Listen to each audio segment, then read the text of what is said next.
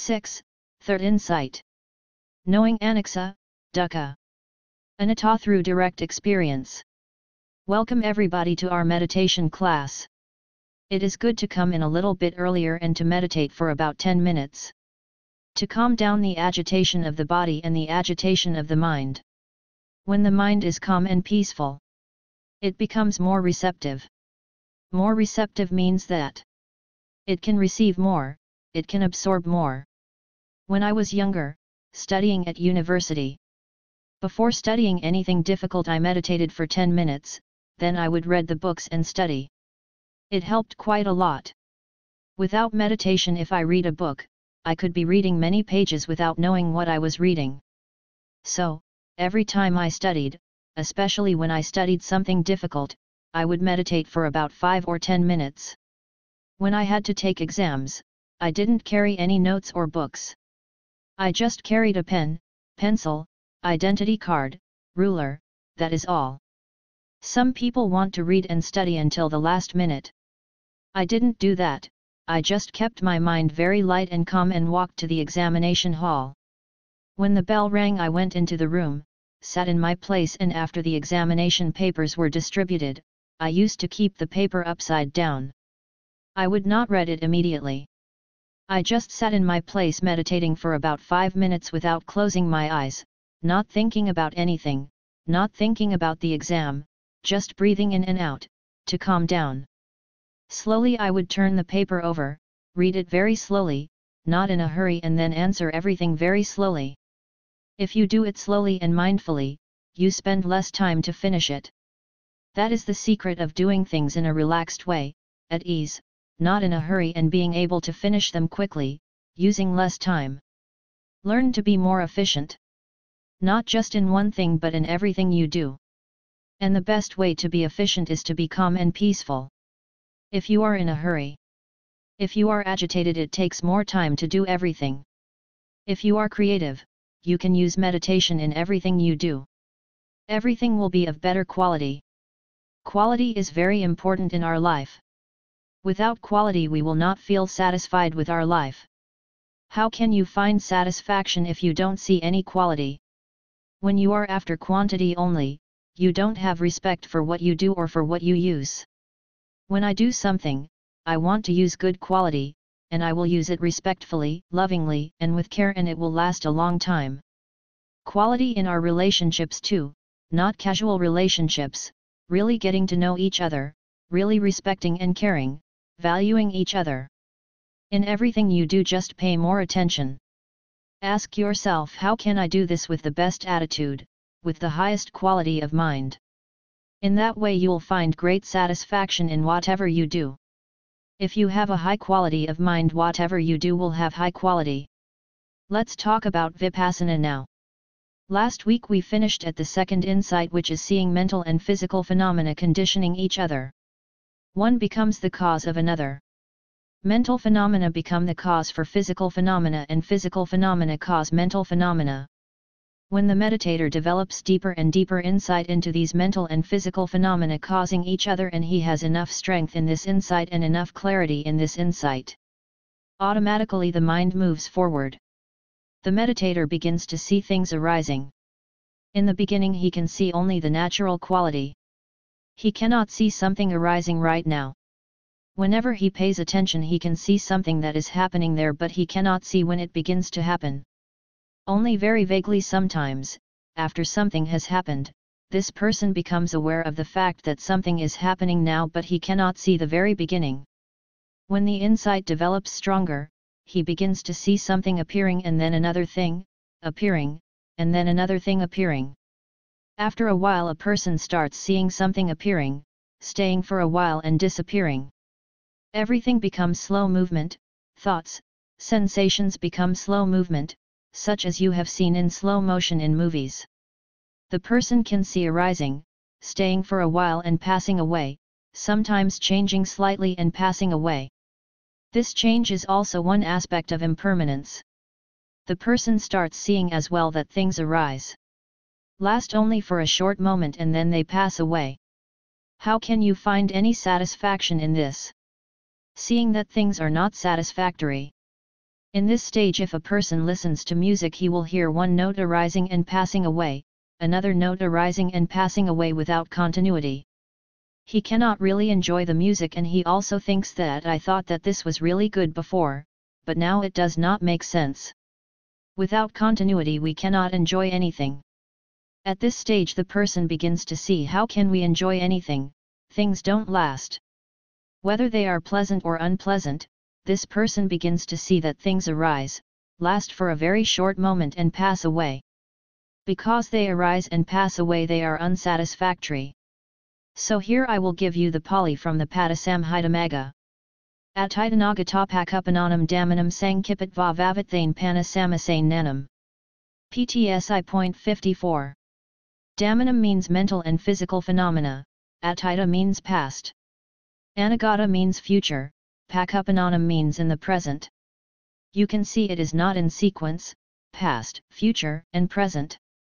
This shows that you don't have to watch these things in this sequence. Whatever happened in the past, or whatever will happen in the future, or whatever is happening now. This person takes the whole. Sangkipitva means taking as a whole in a compact form, and Vavatthane means seeing it as Anicca. Dukkha, Anatta. This wisdom or panna is called Samasananana, contemplating mental and physical phenomena, seeing Anicca, Dukkha and Anatta. Where do we begin?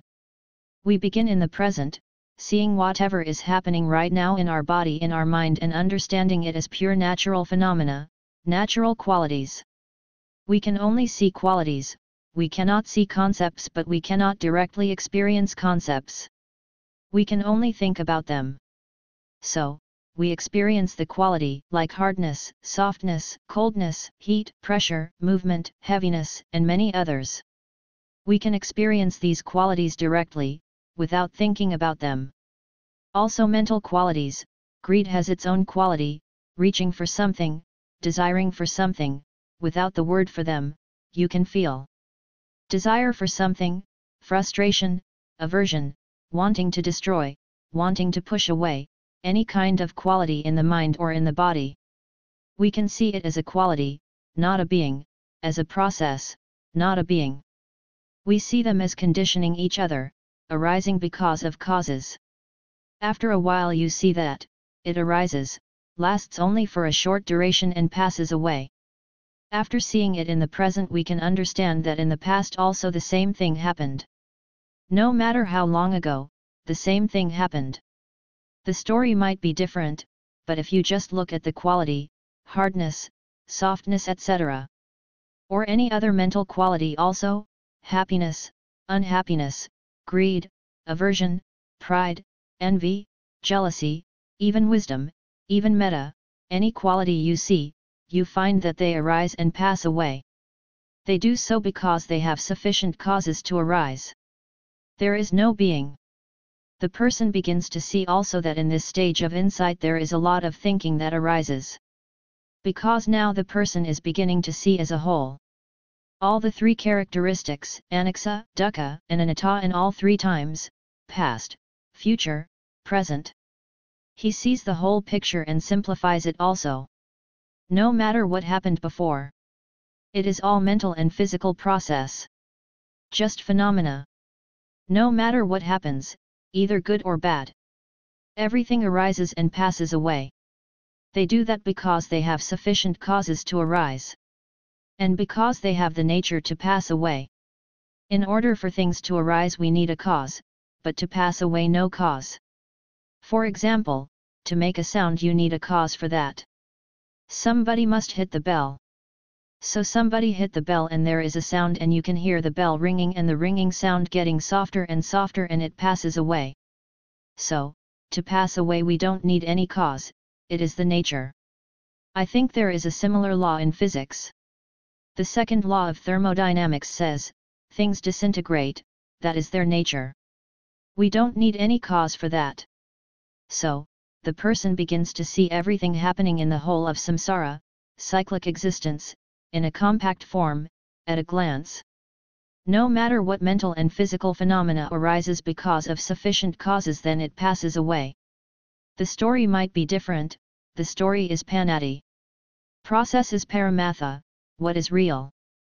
When you interpret the process, it becomes a story.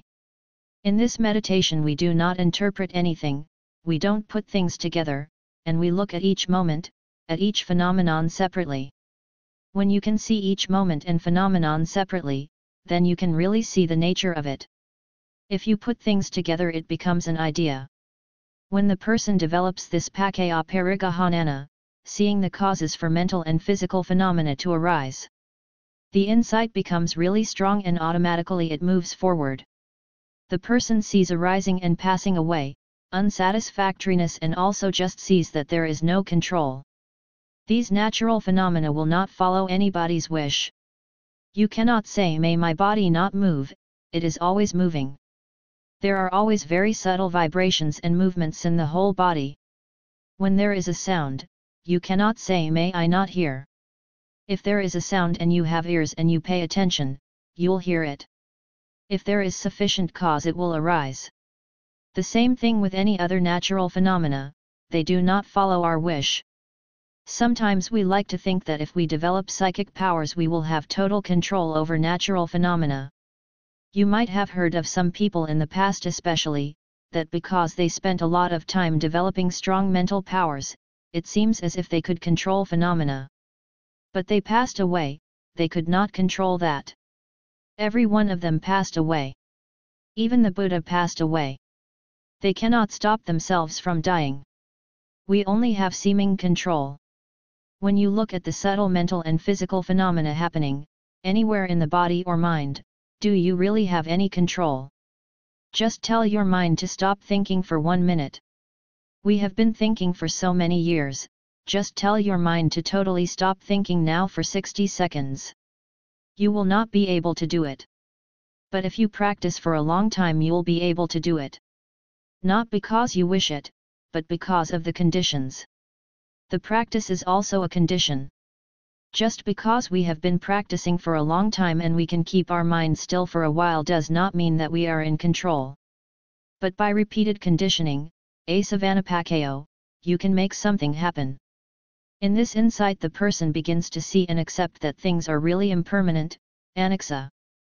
I have heard about it so many times for so long, I thought I understood it and I believed in it, only now I see it is really impermanent, and it is really unsatisfactory.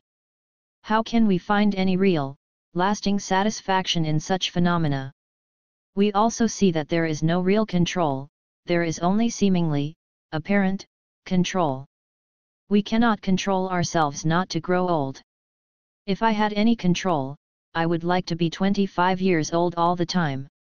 Now I have doubled that, but I am only halfway through, which means I am going to live to 100 if I can.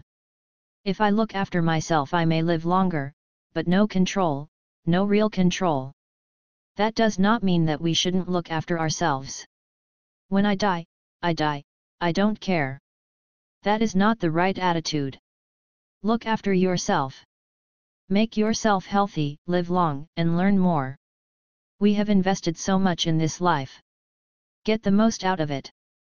When very clearly we see things arising in the present moment, immediately the thought comes, this is really true, arising and passing away, unsatisfactoriness.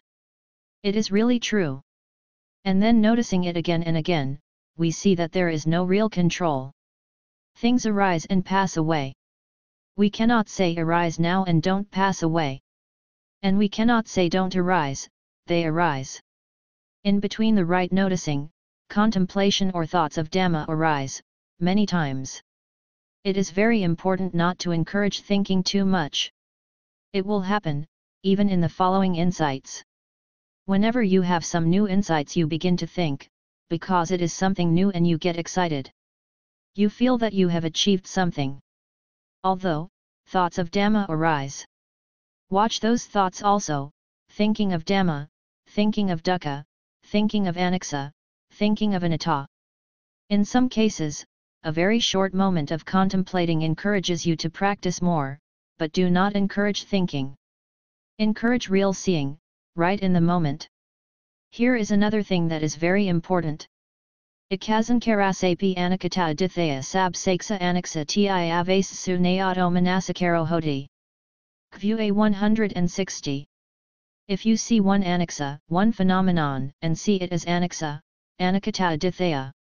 Even just one conditioned phenomenon, ikazakrasapai, if you see it arising and passing away, really, clearly see it. It convinces you that everything is the same. It is like if you want to take down a big wall but it's too big, you cannot reach the edges. So you take out one brick in the middle. If you are able to take one brick from the middle, the next brick is easy. That's why don't try to understand everything at once. Try to understand one thing first, any kind of natural phenomena in your body like breathing sensation or any movement. Try to keep your mind on one thing as long as possible. The longer you keep the mind on one phenomenon, the more clearly you see. The clearer you see the arising and passing away. Once we see it in one aspect of the natural phenomena, it will spread to other aspects, avasuneato manasakaro hoti, as well. Don't be in a hurry, just let it happen, just keep your mind on one phenomenon as long as possible. When you see one Anicca and you can be convinced that sabsaksa Anicca, all conditioned phenomena are impermanent. That means that you don't have to go and see all the saksas. There are too many, only a Buddha can see all. Those who are very intellectual can see more variety, more widely, many things arising and passing away, many aspects of Anicca, Dukkha, Anatta. It depends on the person's intelligence, intellectual ability, learning, knowledge. That means, the more knowledge you have, and the more you think, the slower you go. Although you have a lot of knowledge about the Buddha Dhamma, while you are meditating, don't think about it. Some people misunderstand, they think that they can just think about Anicca, Dukkha, Anatta. They count with a rosary saying Anicca, Dukkha, Anatta repeatedly, for thousands of times, believing that by doing that they will understand or see Anicca, Dukkha, and Anatta. There is no way you can do that. You cannot think about Anicca, Dukkha, Anatta. You can only see it. But, when you see it, then you start thinking about it, don't think about it. Some people think that to understand Anicca, Dukkha, and Anatta completely one needs to understand all the things that happened in the past. There is a meditation center in Burma which encourages that. They encourage the development of very high jhana, fourth jhana, and train the mind to go back, to recall past lives. They recall one life and see the end of it, the last moment, the last consciousness, and then see the first consciousness of the new life. Recall that life and see the last consciousness again, and then the first of another life. Very few people succeed in doing this, and it is not necessary. You need many months and to spend about 20 hours a day meditating. You cannot develop such a strong samadhi just meditating for a few hours a day. Total concentration, no distraction, and you can direct your mind to one thing and guide it to wherever you want to go. Especially for monks who have nothing else to do, who are also healthy and can sit for a long time and concentrate for months, it is feasible. For lay people it is not easy to do that and not necessary. In this stage of jnana, very beautiful Dhamma discourses can also come into the mind. Because of the concentration and because of the insight developing, thoughts become very deep and profound. Dhamma thoughts become very deep and profound, and also one can see one's whole life, and see all the meaning, and see what happened and how temporary everything is. You can see how you got so unhappy about such and such a thing, and with this detachment you see it as just phenomena, not personal, not belonging to you, not me or mine. When you can see things from that detached point of view, you can see that there is no need to get excited. And that gives you a lot of relief, tremendous relief. Even some kinds of mental illness disappear. All of us are mentally sick in different ways, believe it. A totally healthy body does not exist. The doctors know that there is not even a totally healthy mind, but it doesn't mean you are crazy, you are just normal, normally unhealthy. When you get this type of detached insight, your mind becomes very healthy. To be really healthy means to have really clear understanding. There is no other way to become mentally healthy. Some people with some sorts of mental depression, when they meditate and come to this stage, depression just disappears. Again I remind you not to think too much, especially about dukkha. When you see anicca, you think about it, it is okay in a way, you see more and more anicca. It becomes more and more clear, you feel very convinced. When you see dukkha, you can see that there is no satisfaction, there is nothing satisfactory, in a glimpse you understand it very clearly. But if start to think about it, you lose that detachment, you get involved, and that dukkha thinking makes you depressed again. With the help of some samadhi you can become very involved in it. Samadhi can be used in a good or bad way. It is very important not to think about dukkha. When seeing this phenomenon, the meditator can see very clearly that there is no such thing as permanent ego, permanent soul entity. Everything is always changing. You see everything as process. If you put it into a very concise category, you find only two categories. One is physical and one is mental, physical process and mental process. Both of them arise and immediately pass away. Before we meditate we have some idea of things not lasting. My happiness of last year, where is it? We can understand that happiness does not last. What about unhappiness?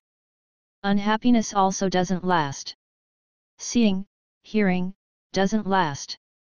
So it is quite obvious, but in meditation when there is a sound, which is a physical process, you hear it immediately and immediately you see it passing away. We also see the hearing consciousness, which is mental process arising right now and immediately passing away. Seeing both, together arising and passing away, it really convinces us. It is really anicca, it is really unsatisfactory, dukkha, no control, and it is really anatta, just a process. We can see it arising now and passing away now. There is no hardcore inside, asarakathena. Anatta has many meanings. Saram means something lasting in the middle. If you take a big tree and cut it in the middle, you get this hard essence of the tree. That is also called sara, the hard core, the essence, something that lasts. Asaraka means no essence, nothing lasting.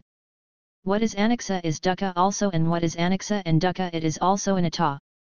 Because there is no control, it is also dukkha. You see, dukkha is in the middle. Because it is anicca it is dukkha, because it is anatta it is dukkha again.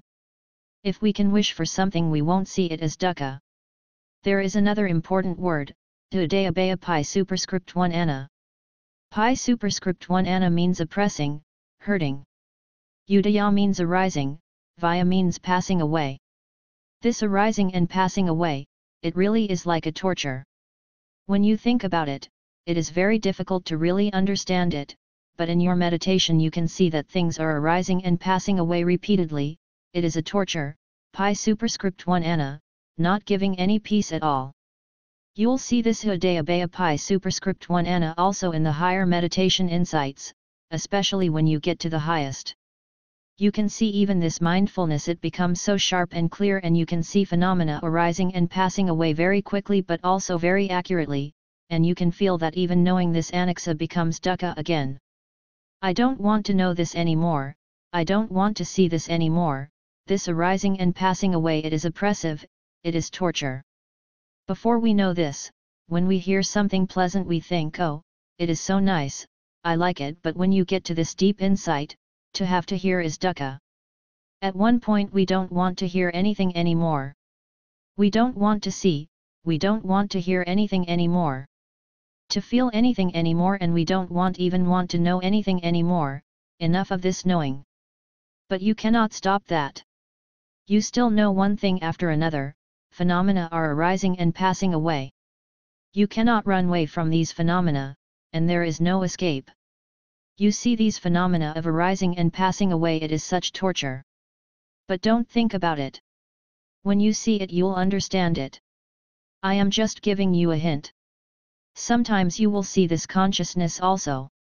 We want to be happy, we want to make ourselves happy, and when you see that thought coming in you can watch it and immediately it disappears. You can see that even this thought arises and passes away. How can this thought make anybody happy? There is nobody there. This thought itself is impermanent. There are a lot of thoughts coming in. When we see consciousness arising and passing away, we can see that it arises and it passes away without changing its nature, without changing its natural, unique characteristic. The meaning of this is that if any kind of desire or greed arises, it cannot change into another nature. Before it can change into another nature, it cannot change, actually it passes away as desire. Desire arises as desire and it passes away as desire only. In some books I read about mental states and consciousness and wisdom, and they say that you can change your anger into love. That is impossible. You cannot change your anger into love, into metta. You can't change dosa, hatred, aversion, into metta. Dosa arises and passes away as dosa. Loving kindness, metta, arises as loving kindness, and passes away as loving kindness. It cannot change its nature. Its unique, natural characteristic does not change. It only arises and passes away. That is why it is impermanent, Anicca. There is a lot of confusion even among meditators about this point. Some people think that they can change one thing into another. In a definition of Anicca they say that Paramatha does not change. There is a Pali sentence that says that Paramatha does not change. Some people are confused about the meaning of this. If reality, Paramatha does not change, it means that it is permanent. No, it doesn't change its nature, but it arises and passes away. Arising and passing away, impermanence and not changing nature does not contradict. This is a very important point, especially for those who are potential teachers. Question and answer. That is a very good question, thank you for asking. What do we mean by hydrogen? By hydrogen we have a theoretical structure, a model of an atom with one neutron, one proton, and one electron. But when we look at this hydrogen atom only, we can see that even this one atom is always changing, nothing can stay stable, it is always changing. Because it is always changing so fast, it appears to be the same. If you look deeper into the structure of the hydrogen atom, you'll find that even this electron is always gaining photons and giving away photons. Always taking and giving away, receiving photons and giving away photons. So that the energy level of the electron is always changing. We cannot think of electrons as a thing. I have studied physics for many years, and I am very interested in it.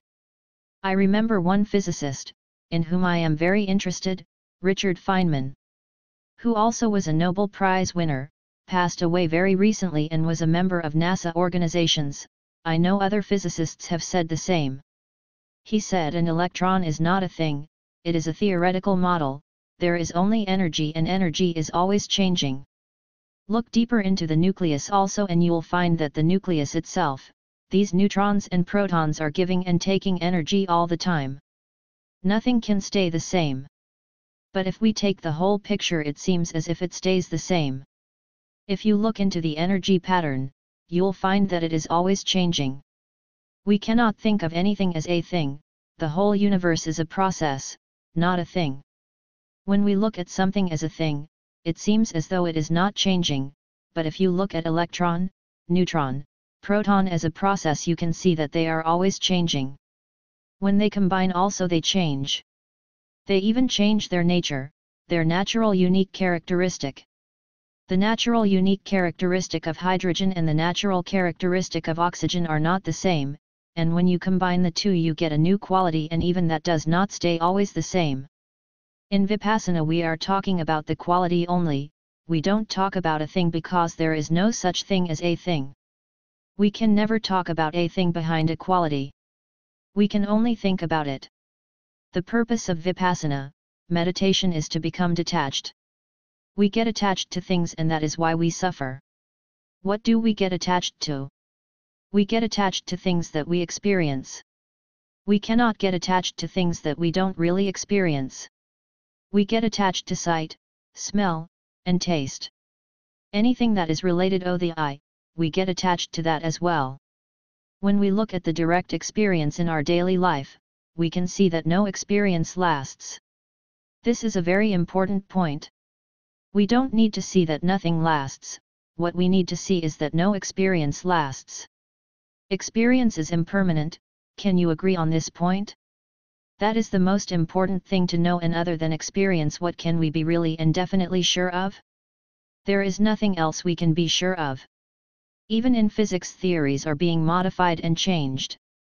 Physicists are not even sure about electrons.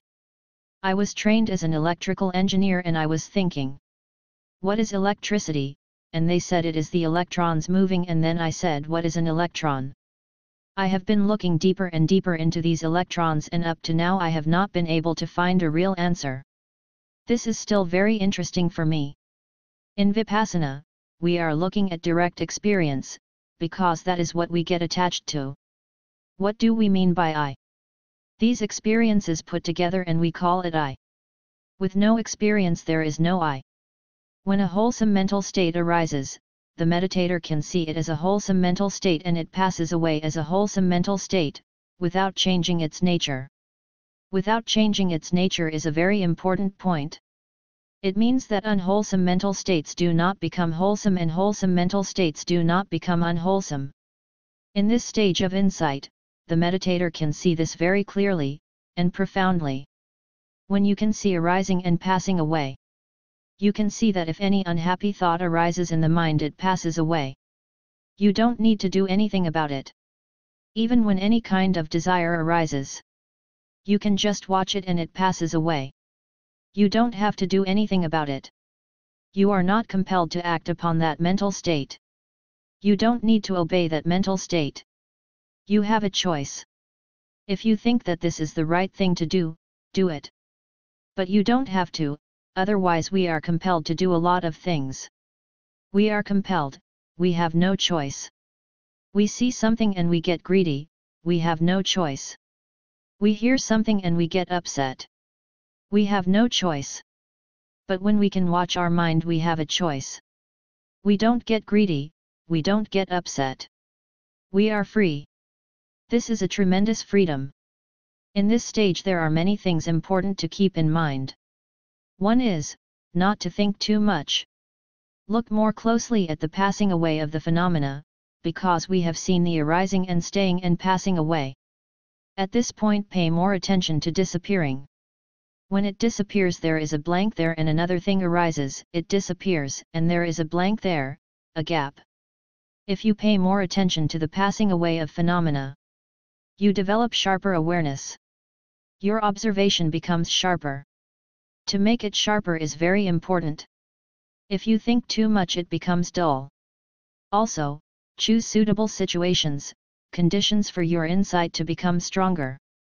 Your dwelling place is very important and food is very important. Eat the right kind of food and the right amount.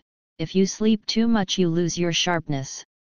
You need a certain amount of sleep, at least 4 hours a day, which is quite enough. Meditators can stay healthy just sleeping 4 hours a day.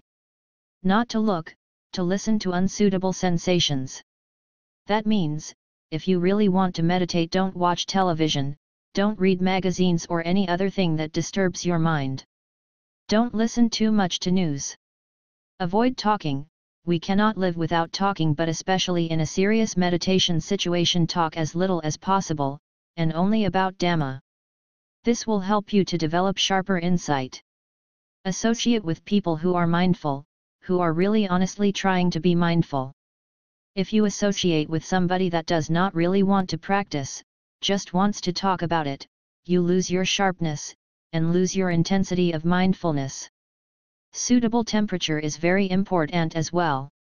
If you are living in a very hot temperature, it is very difficult to develop deep samadhi and mindfulness, and also if it is very cold, it is not suitable. Temperature should be within a comfortable range. Don't go to places which will disturb your meditation. You have to consider, is this a proper place for me to go, a proper time for me to go? Even though some places are proper to go, you have to consider the time also. If you go there in the middle of the night, maybe it is not proper. What you talk about and the people you associate with are very important. You have to adjust your posture as well. If, say, you lie down for too long, you lose your sharpness. Try to adjust all those things. Keep alert, keep awake and be balanced. The meditator naturally finds out that if he stays mindful, Right in the moment it helps him see things more clearly. This is very obvious. If you keep your mind right in the moment, it stays there more and more, and the mindfulness and clarity becomes stronger and stronger. Sometimes when the person becomes a little bit lazy, it happens, one has to motivate oneself. Self-motivation is very important. If you have a good friend and a good teacher, they can help you to put more energy into the practice. Self-motivation is the most important thing. Think of the good opportunity you have to be able to meditate. I have met many people. Some of them my friends actually, I encouraged them to meditate many times and they said I am too busy, I am working very hard, I have too many responsibilities. I just had a promotion just a few days ago and I am learning to cope with my new responsibilities. I have no time. A person told me he had no time, he was a year older than me, he died 5 or 6 years ago. I repeatedly told him to meditate, meditate, while you have time. He always said that he was too busy, no time. One day he realized that he had become very tired, no energy. He went to the hospital to get a medical checkup and found out that he had kidney cancer. He had an operation. A kidney was removed and he took long sick leave and took robes and he tried to meditate for about a month and felt a bit better, maybe because of the operation and the medicine and probably meditation. He went back to work, he felt that his cancer had been cured. He got very busy again and no time to meditate. After a couple of years, she became sick again, went for a medical checkup and found out that the other kidney had cancer, and he was hospitalized. I went to visit him in the hospital twice a week, sometimes once, and encourage him to meditate. Do you know what he did even in the hospital? He would just lie down and watch television. Poor guy, he became more and more sick and I told him to meditate. Sometimes I sat next to him and said, let's meditate now. Gave him very simple instructions.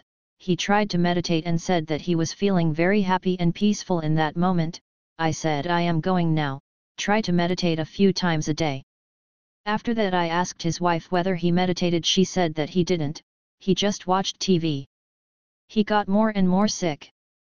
I went to visit him again and then he said, I want to meditate. I want to meditate, but he was taking so many different kinds of medicine and they made him very dull, drowsy, cannot keep himself alert. He said, I try to meditate but I fall asleep. Just before he died I went to see him again and he said, it is a little bit too late for me to meditate, too late. This is very important, you know.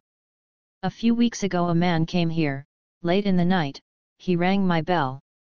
I thought it was something important if somebody comes at this hour.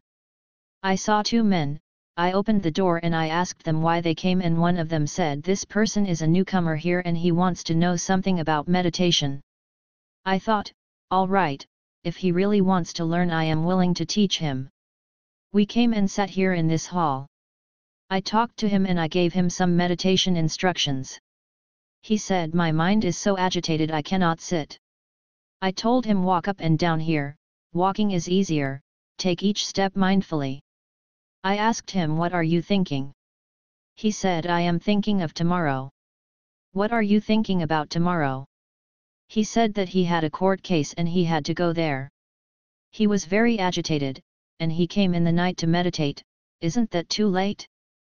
Before anything like that happens, meditate. Train your mind to be peaceful. To have a very clear understanding.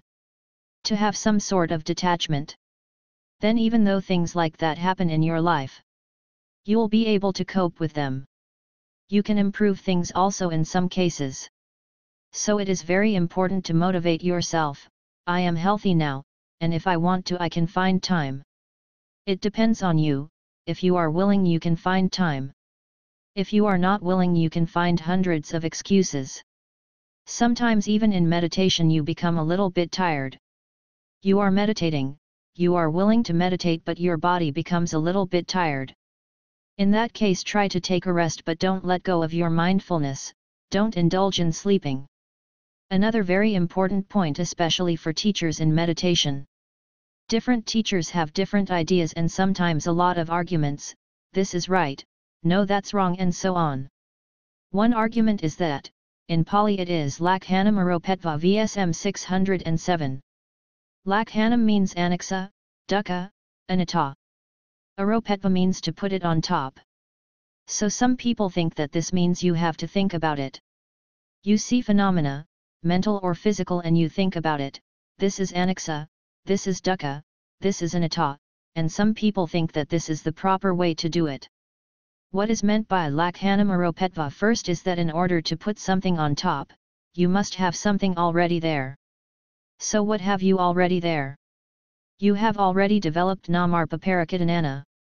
Seeing mental and physical phenomena, seeing that they arise because they have conditions for them to arise. And on top of that, later you develop deeper insight and see this mental and physical process as Anicca, Dukkha, and Anatta, all three. That does not mean that you think about it. It means to look more deeply and find that out, not to think about it. When you get to that stage, it is so good to think about it, thinking becomes so clear and precise. In walking meditation at this stage, one can feel that every movement disappears. You see movement as segments of movements, not just one movement. The consciousness, this mindfulness, is taking notice of this movement, and each time it takes notice of one movement it disappears. When you move your hands, you can see many small segments of the movement disappearing. When walking, you try to move, watch it, and it disappears. I want to remind you again and again that it is the movement that disappears, not the shape. Movement itself has no shape. Movement disappears, sensations disappear. When you move something, there is some sensation happening there, looseness, tightness, sensations disappear. You move a bit more and sensation disappears. Movement itself is a kind of sensation. When you eat also, you bring the food to your mind, every sensation in the movement disappears. When you hear something, hearing disappears. For example, you ring the bell and can hear many sounds disappearing, not just one sound. Things become segmented, discrete, no continuity, nothing is continuous. Very surprisingly also, at this stage, when you drink a glass of water, you take a glass of water, drink it. If it is a glass of juice, you can feel it better, and watch what happens. It goes down to the stomach, you can feel it going down. You can feel the sensation there, and after a few minutes you can feel it all over the body, the effect of that glass of water or juice. You can feel it going into every cell of your body, you can feel it changing, you can see that every moment energy changes. Every time you eat, you can see the effect of the food. When the weather changes, you can feel the body changing. By body I don't mean the shape but the sensation. Even with thoughts, when you think one thought, you can see that it affects the whole body. Every cell in your body participates with the thought.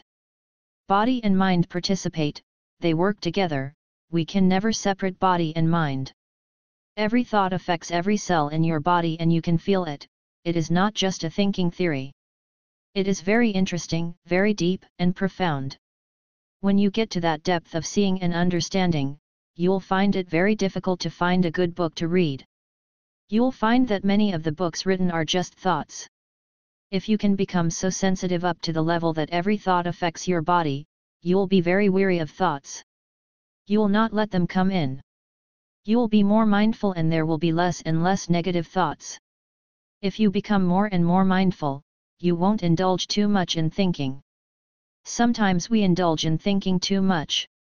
I have a friend who is always angry and upset, not satisfied with something or another, with somebody or another. I asked her many times, why are you making yourself so angry all the time? Do you know that you are doing it? She said, yes, I know I am making it. Why are you doing that? She said, when I get angry I have more energy, when I don't get angry I feel depressed. Blaming another person and feeling smarter, she is actually very intelligent and that is her problem. Because she is so intelligent she thinks she is smarter and that she can see everything wrong. Her idea is if you don't see that something is wrong, you are stupid. She is very smart but she is always unhappy. What is better, to be smart or to be happy? You have a choice, so, don't be so smart. Don't look for something wrong all the time. It is very important when you can see it. You know, it is not worth getting upset about anything at all. Maybe somebody is really wrong, really evil. But what is the point of making yourself unhappy about it? This technique explains and emphasizes how the mind affects the body. How matter affects your body, how mindfulness affects your body, you can see when you are unmindful and when you are mindful. Suddenly you become mindful again, you can feel your body and mind becoming more relaxed, subtler, less agitated. You can really feel it and you realize that it is better to be mindful than not. There is no better way to live. The best way to live is to be mindful always. As soon as you become unmindful, your body and mind become more agitated, more stressed. The person sees that when something passes away, it does not go anywhere, it is not collected somewhere. Things arise and pass away, where do they go? Nowhere, it just disappears. Where are things before they arise? They are nowhere. They come from nowhere and they go to nowhere. This is also very profound. When you see it yourself, then you can see the profundity of this. Any mind moment, any phenomena, not the shape but the sensation, the experience, comes from nowhere and goes nowhere. Before you experience something, where is that experience? It is nowhere. After you have experienced something, where does that experience go? Nowhere. Here we are talking about direct experience of the phenomena, not any abstract thing, but real direct experience. A sound is an experience, hearing is an experience, touching is an experience, movement is an experience, all these experiences arise now and they pass away now. Anadhanagata baga punjo anathi anagate. Nibata yepai tithanti arij sapham. VSM 625. They don't come from anywhere, they don't go anywhere. So Anadhanagata baga. This means, when they pass away they don't go and stay anywhere, they are not collected anywhere. Punjo anathi anagate, before they come they are not in a storehouse anywhere. Nibata yepai tithanti, when it happens it does not stay. Arij sapham, like you put a mustard seed on the top of a needle. How long will that stay? It will fall off immediately. There are many gatha like this, very beautiful and profound, but they all mean the same. Even kama arises and passes away. There is a kind of energy which is very difficult to talk about. Even this energy, it is not a thing, it is always in a flux. It will take some time to talk about this. Somebody asked me the same question a few days ago.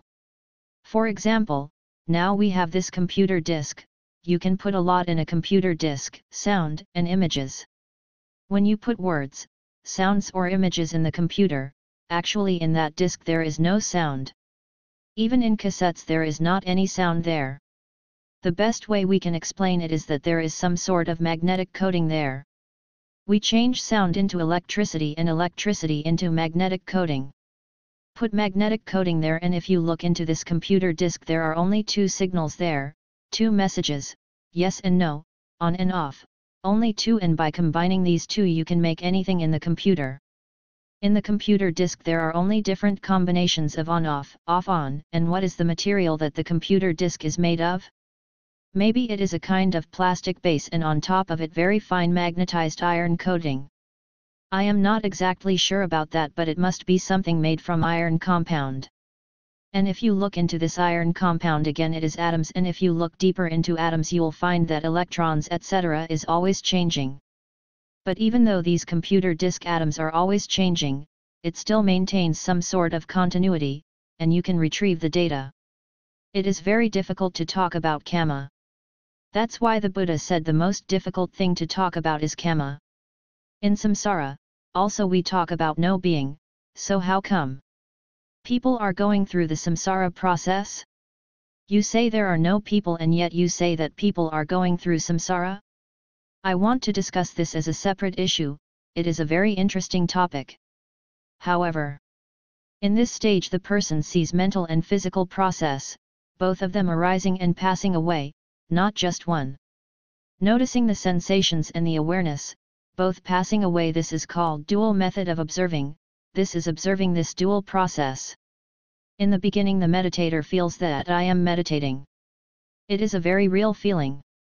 I am sitting here meditating and trying very hard. But as the insight develops deeper and deeper, he starts to see that even this consciousness that I call meditation, what is meditation? It is a consciousness. An awareness. This awareness is momentary, sometimes it is there, sometimes it is not there. Meditation is not something long and big. It is moment by moment consciousness.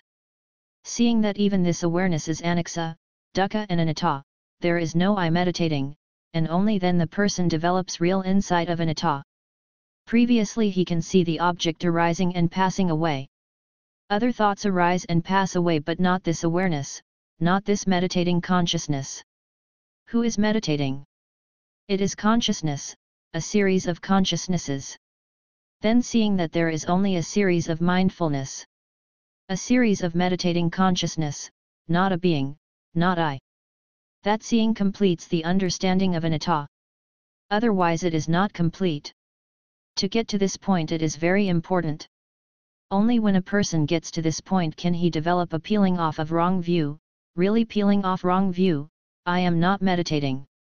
What I call meditating, it is only a series of consciousnesses, awareness.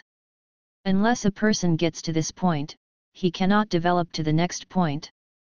I expected to finish 2 insights today, but I could not finish even 1. I want to give you a very clear basic understanding, because if you don't understand the basics there is no point talking about higher states. Once you understand this completely, the rest is quite easy.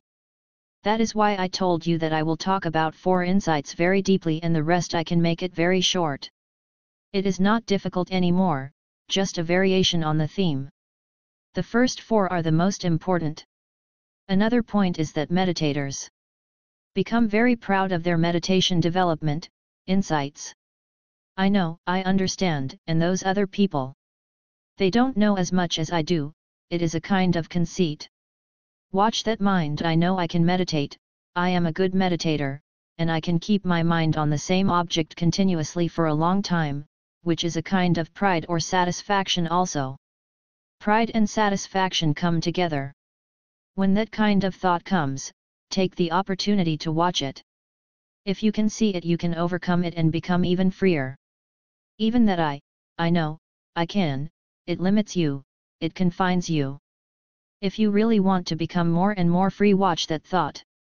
It will definitely come. In any kind of accomplishment that we take pride in, and we think that we are better, this is I. In some cases, this taking pride is very sticky. That is why mana, conceit, can only be totally eradicated by the 4th stage of enlightenment.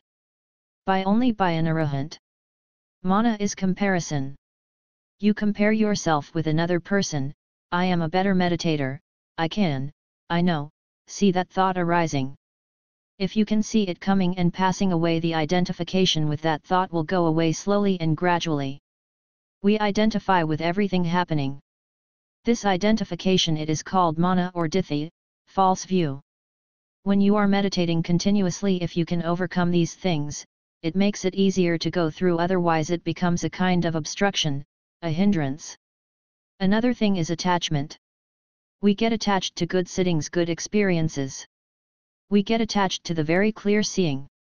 It is so nice to see clearly, and once you experience this clear seeing and you lose it, you feel very frustrated, because seeing clearly gives you tremendous satisfaction, not seeing clearly, it is very frustrating. We get attached to this clarity. This is a kind of lobha, greed, and desire. Any kind of attachment, watch that thought, getting attached to this clear seeing, good meditation experience. I will stop here for today. Next week I'll talk about only 1 insight. It is better to be patient and to go in detail slowly, in the first 4 stages of insights. If you have any questions, if you are not clear about any point, please ask. Question and answer. Paramatha does not lose or change its inherent quality, characteristic. Example, heat changing into cold. It is not possible. Heat arises and passes away as heat. Hardness cannot change into softness, although they are in the same continuum, it cannot arise as one thing and change into another. When another thing arises, it is something new. All the conditioned phenomena are always new. They arise and pass away without losing their inherent characteristic. Things arise and pass away in such short duration that there is no time to change into another.